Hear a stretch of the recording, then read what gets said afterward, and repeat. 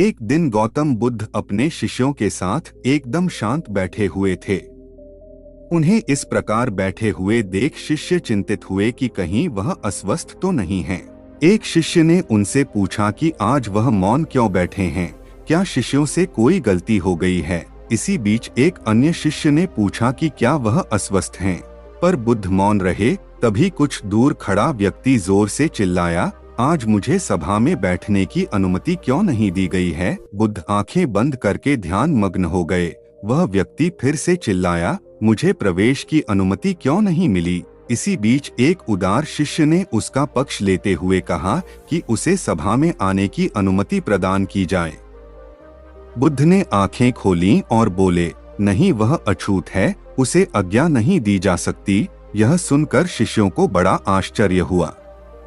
बुद्ध उनके मन का भाव समझ गए और बोले, हाँ, वह अछूत है। इस पर कई शिष्य बोले, हमारे आश्रम में जात पात का कोई भेद ही नहीं, फिर वह अछूत कैसे हो गया। तब बुद्ध ने समझाया, आज वह क्रोधित होकर आया है। क्रोध से जीवन की एकाग्रता भंग होती है।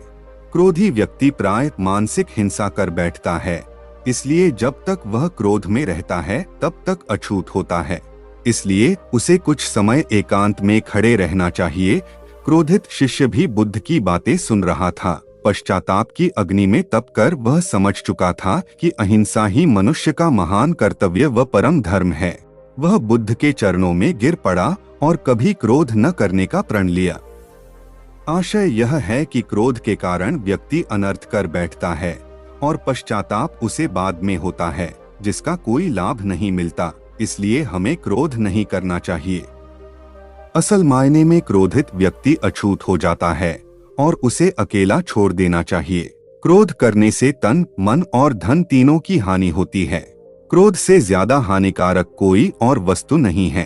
अगर आपको महात्मा गौतम बुद्ध की इस कहानी से कुछ सीखने को मिला हो तो अपने दोस्तों के साथ इसे जरूर शेयर करें।